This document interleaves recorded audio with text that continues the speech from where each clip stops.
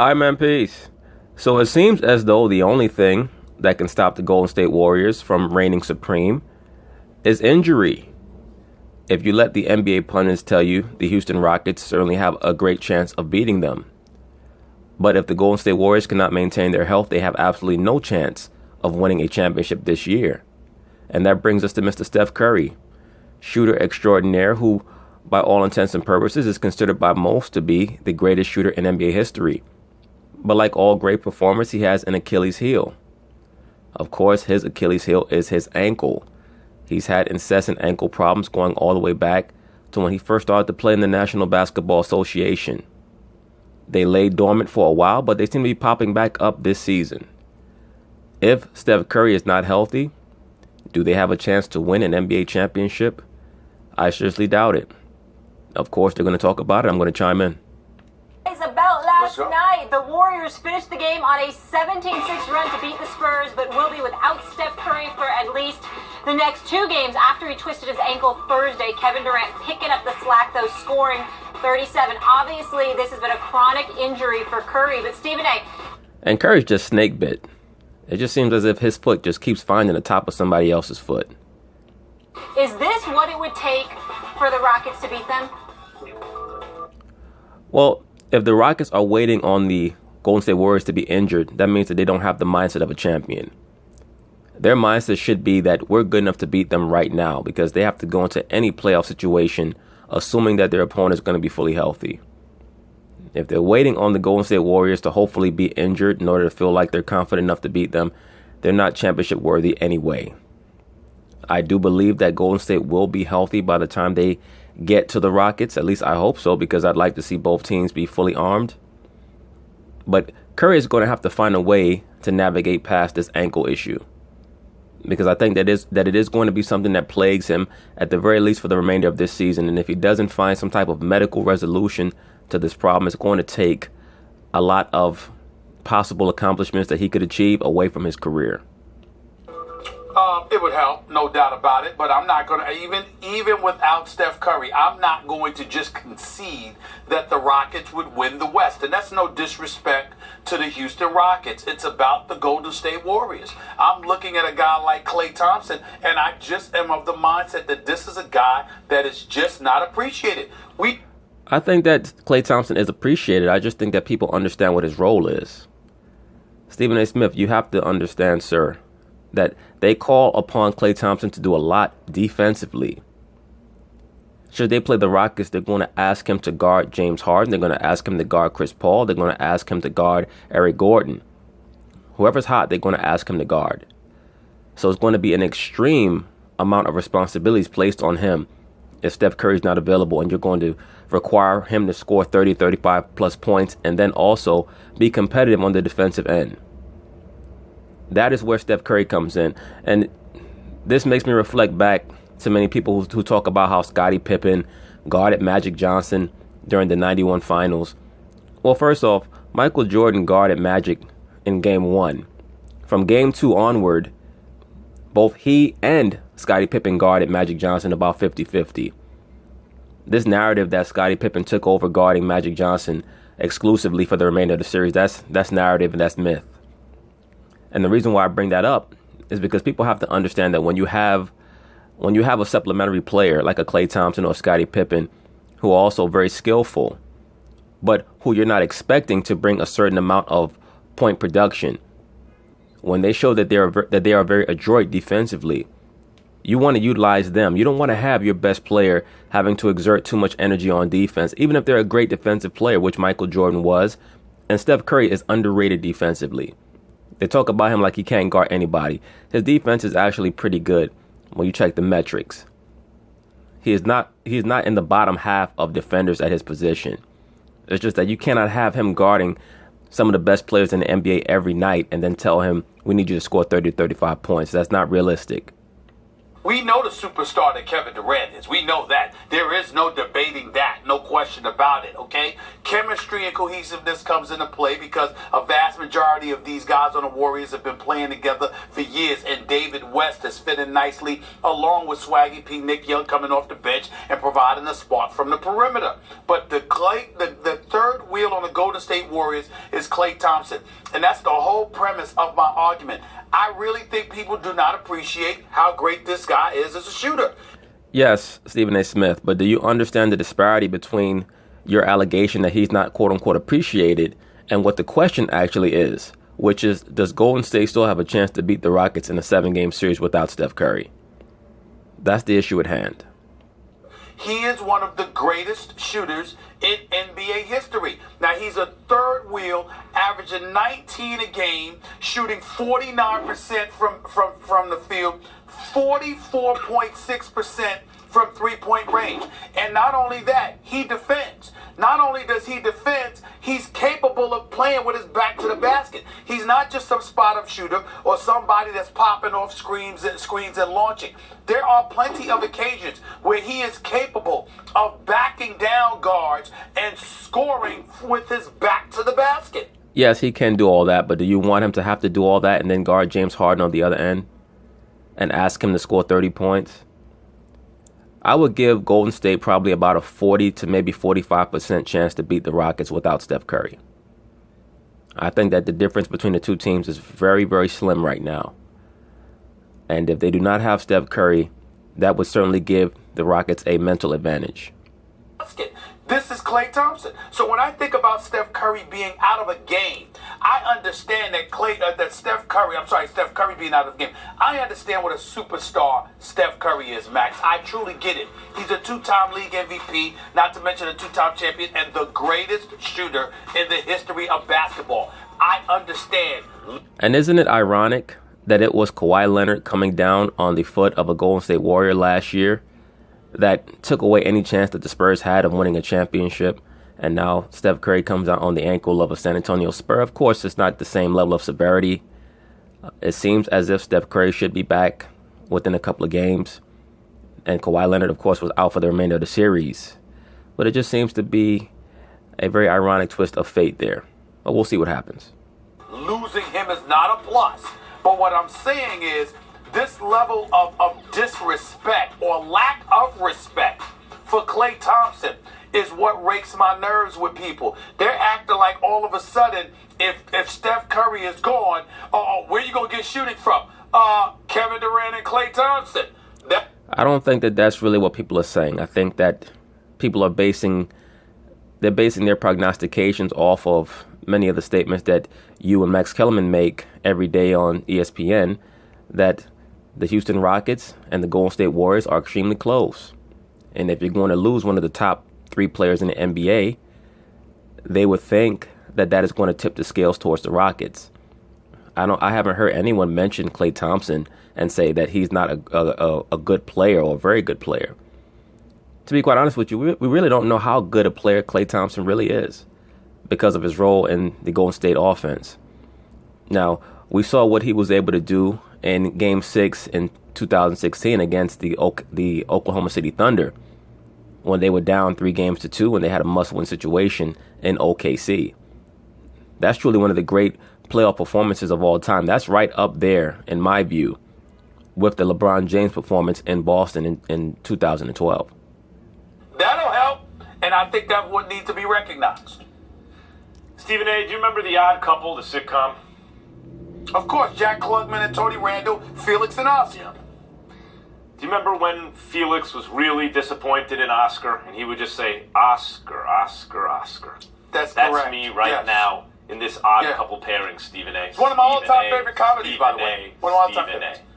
Yeah. Stephen A.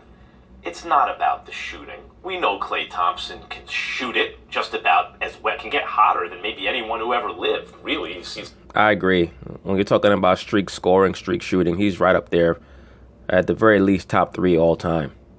Seen some of the point totals he's put up in a quarter, including 37 in a quarter, 26 in a quarter. It's ridiculous. But what makes the Golden State Warriors go? What makes their offense go? It's they have a dribble penetrator in Steph Curry who has infinite range. Agreed. And when Steph Curry's out, what that does is it puts Kevin Durant in the position where he tries to play the Steph Curry role. And to be quite honest with you, as talented as Kevin Durant is, he has too many delusions of being a two guard. He starts to cross over too much. He likes to bring the ball up too high, which is very hard for him not to do because he's basically 7 feet. And it's very easy to steal the ball from him. That's why he turns the ball over so much in big spots, because he starts to go between his legs and cross the ball over in front of his body. And when he's being guarded by elite level defenders, they can time it and they can strip him. Then he has very long feet, so a lot of times he dribbles the ball off his foot. To me, this is why I've stated already. I think that Kevin Durant's best place in the Golden State offense is working right there on the elbow. The only time he should be taking threes is if he's wide open. Steph Curry should really be the only player on their team taking threes off the dribble. Klay Thompson can pull up a three off the screen. They should have KD working more in the mid-range. That's the geometry of the whole thing for the Warriors. Even then, Stephen A., they tend to take harder shots than the Rockets do. The Rockets get higher percentage chances than the Warriors, which is why they have comparable records in spite of the fact that the Warriors shoot it better, because they have Steph Curry and Klay Thompson and Draymond Green. The Rockets have, as I've been belaboring this point the last couple of days, 2 elite dribble penetrators who can not only take you off the dribble, but can also shoot it. They're elite decision makers and finishers. Well, I wouldn't go that far. I wouldn't call James Harden an elite decision maker. I would call him a very good passer, but an elite decision maker, no. The Golden State Warriors have one of those guys, and he is the key to the engine of the entire team. Absolutely agreed. Once again, Kevin Durant might offer you more as an individual player overall, but Steph Curry is arguably the most impactful player in the NBA. In my view, certainly more impactful than Kevin Durant. Just my view. I've seen the things that Steph Curry is able to do to a defense in regards to making them scramble, intimidating them. The fear that he instills in the opposing team's defense because of the way that he stretches the floor out, the way that he makes the opposing team's defense have to elongate most of his defensive schemes. Now you're going to say the Golden State Warriors have none of those guys? That means they also have no chance to beat the Rockets 4 out of 7. I wouldn't say no chance. I would give the Rockets anywhere from a 55 to 60% chance to beat Golden State with no Steph Curry. Stephen A., even with Steph Curry, I think we're about at the point where we need to start asking, not can the Rockets beat the Warriors, but can the Warriors beat the Rockets? No, sir. You sound like a hype man now. You sound ridiculous. Golden State still has equity from what they've been able to accomplish over the previous 3 seasons. And we've already seen what James Harden does in the playoffs. He puts up good numbers, but he has these massive flameouts. And Chris Paul is known for emotionally imploding in big spots. Even though he has shown himself to be a relatively good clutch performer in the closest and slimmest margins and situations, Chris Paul has mentally and emotionally imploded. And oftentimes he gets injured when they need him the most. Whoa. But without Steph Curry, who's going to do that job? Because it's a job you need done. Who's going to do that job? Well, I'm sorry, Max Kellerman. Is this dude, Kevin Durant? I mean, I guess He's he your point guard? alright. If Kevin Durant needed to be, he could. If he needed to be, he could. Good. Well, Durant has shown that he does have distribution skills, that he can pass very well, particularly out of the pick and roll.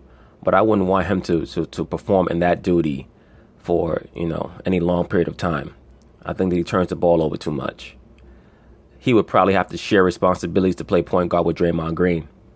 Good luck. He couldn't do that, Max? Hold on, Max. No. You saying, I understand what, I'm asking a question. I understand what you're saying about CP3 and James Harden. No one's disputing that. But you said the only person the Warriors have that can do that is Steph Curry. Kevin Durant can't do that? Elite at taking you off the dribble, like in isolation, everything. infinite range, elite decision maker and passer with the ball and finisher in the paint. No, that doesn't describe Kevin Durant. He's not a point forward. He's a forward. He's a scoring forward. Can he do it? Can Klay You're Thompson going to do keep it? talking. Yes. Keep talking. But You're going to have your as a basketball defense, license I would stripped. like Durant.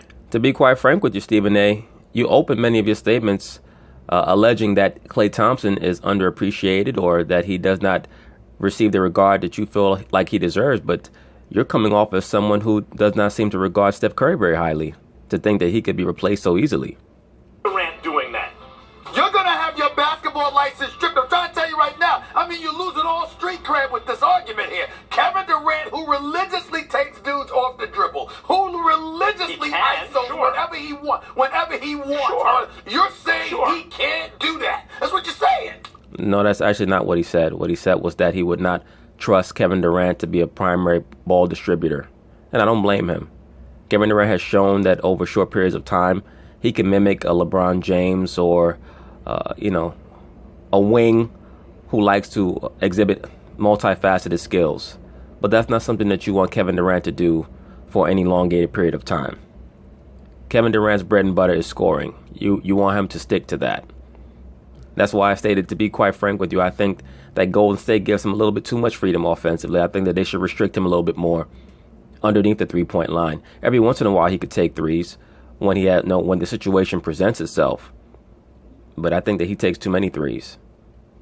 I'm saying if you have Kevin Durant playing Steph Curry's role, the Warriors are in trouble. It's not that he's incapable of doing it. As I say, Klay Thompson can also put the ball on the floor and make decisions. Not to the extent that Kevin Durant can, but that's what you want them to do if you're the opposing defense. I agree. You definitely want Klay Thompson to put the ball on the ground. You want him to put the ball on the floor and dribble.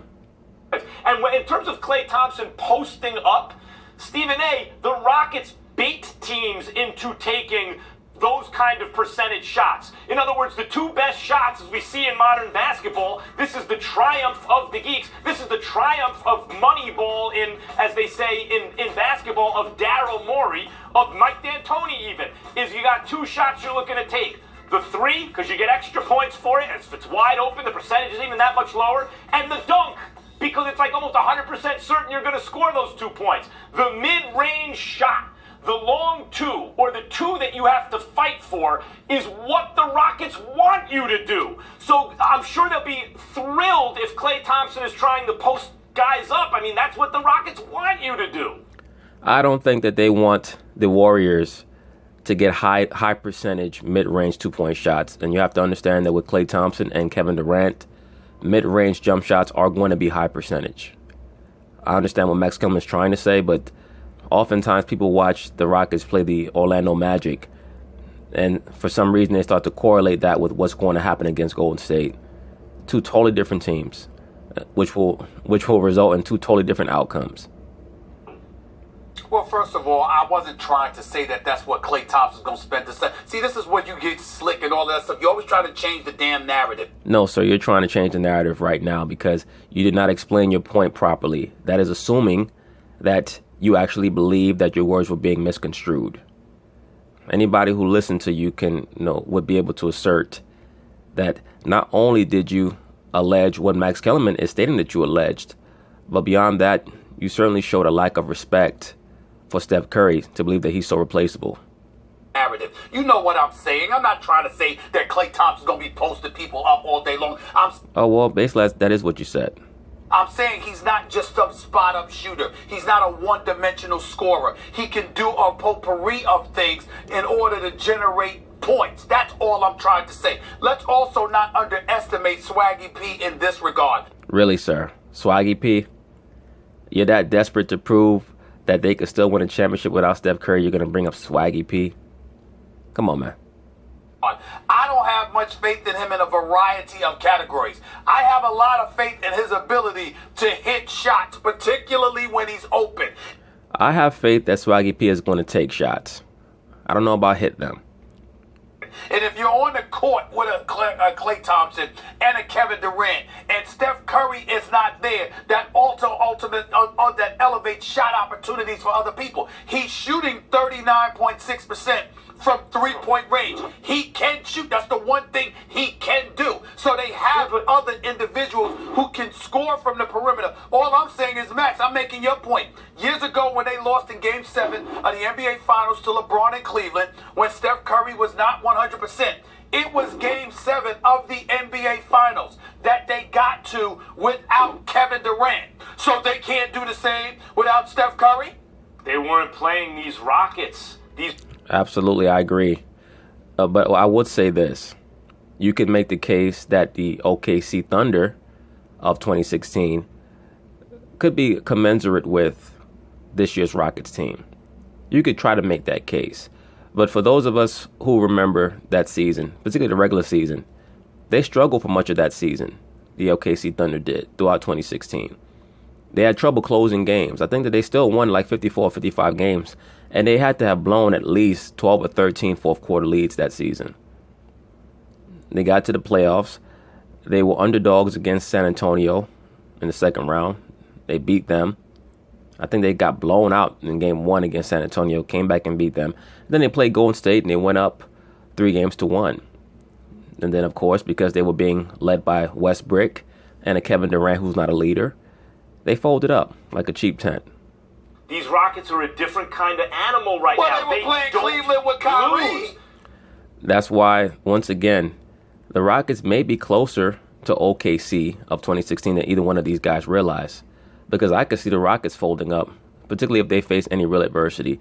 Once again, the verdict is very much still out on the Houston Rockets. They have a lot of talent. They have the talent to win the whole thing. They have the talent to win the chip. But do they have the mental fortitude? Do they have the quote-unquote stick-to-itiveness to beat Golden State?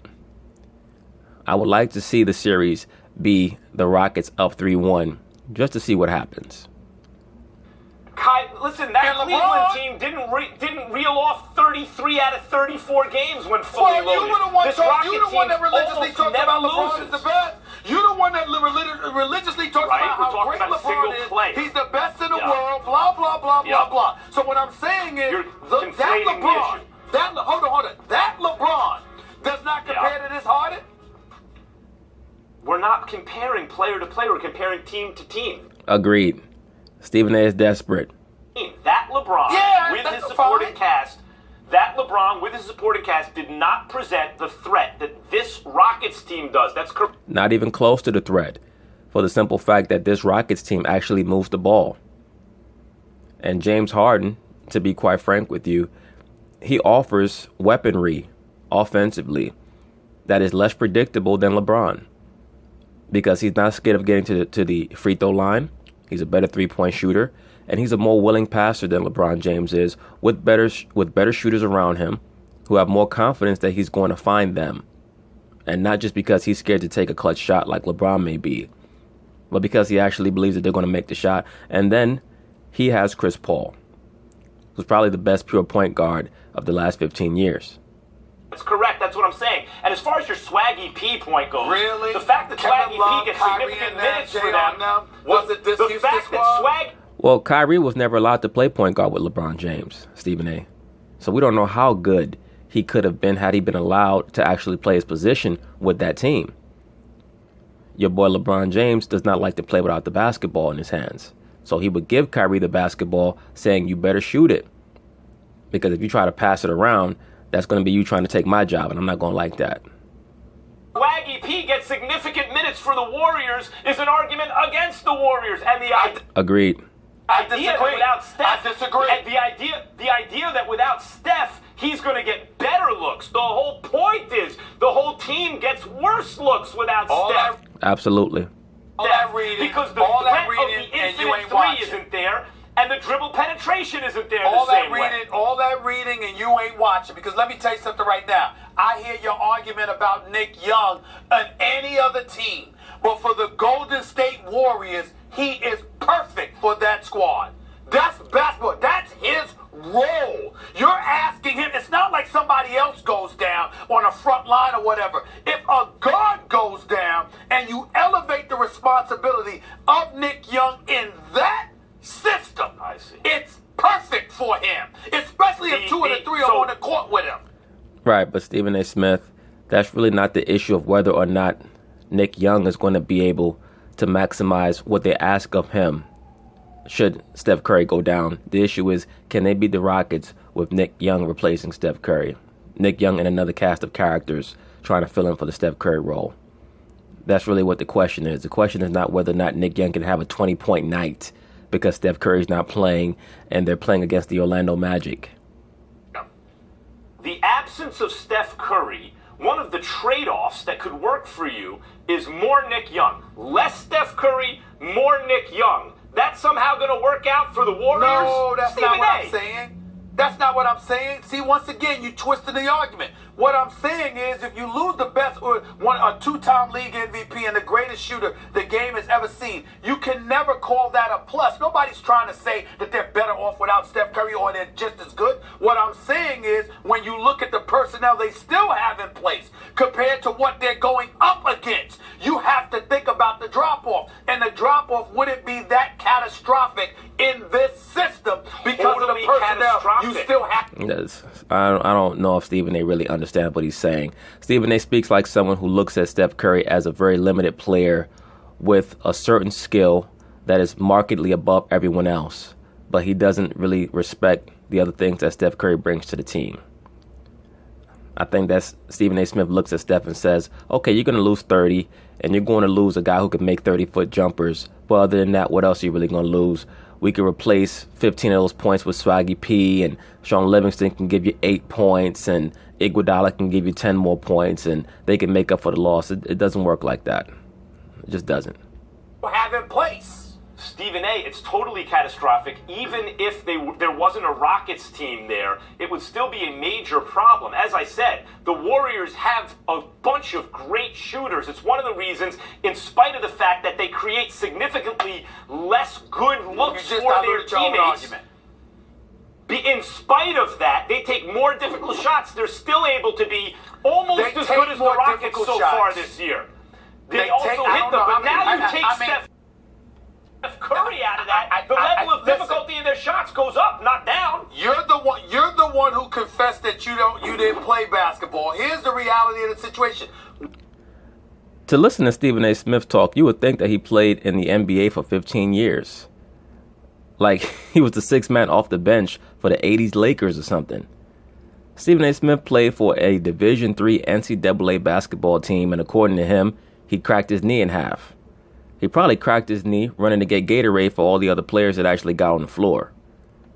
When you are that superior, that's one of the reasons occasionally you'll see Steve Kerr punching his clipboard, because they veer away from that kind of basketball because they're so superior that they sit up there and challenge themselves by not moving the basketball, by not having the appropriate spacing, by not doing certain things because they know they can get away with it. But when they are challenged, they rise up to the occasion and they answer the bell. That's what they do. Curry. Yes, with Steph Curry, sir, as Max Kellerman was about to say, with Steph Curry. So me and Max are sympathetic on this topic. I don't think that Stephen A. Smith really understands what he's saying in regards to this issue. The Houston Rockets are going to be a serious problem. They are going to need Steph Curry. You can't just say we're going to pull in Nick Young and get Sean Livingston and they'll make up for what Steph Curry brings to the table. It's to be quite frank with you, it's asinine. With Steph Curry, they might not beat the Rockets in a 7-game series. Without Steph Curry, they cannot beat the Rockets in a 7-game series. Without it, they cannot do it. They can't. Meanwhile, the Rockets got a tough one tonight, guys. I don't even know why I talk basketball with you. I don't even know why. Go ahead, Molly. Houston going for 18 straight tonight, facing the East-leading Raptors in Toronto. Guys, well, as you guys know by now, the Houston Rockets' winning streak ended in Toronto. And it would not surprise me to see Toronto make the finals. I just hope to not see the Cleveland Cavaliers again, because I don't need to see LeBron get swept and have him and his fans talk about how he averaged 34, 11, and 11. I'm done with that. I'm done with that narrative. It's time to sit LeBron's ass down, send him out there to the Lakers, and let him go guide Lonzo, and be closer to the witch covens out there in L.A., so that he and his wife and all those other demons out there in Hollywood can serve Lucifer, a.k.a. the Baphomet, a little better. But anyway, good luck to Mr. Steph Curry. Hopefully his ankle will be strong enough for the Golden State Warriors to defend their title. or attempt to with all hands on deck. I would hate to see them not be able to defend their title properly because he was injured. Peace.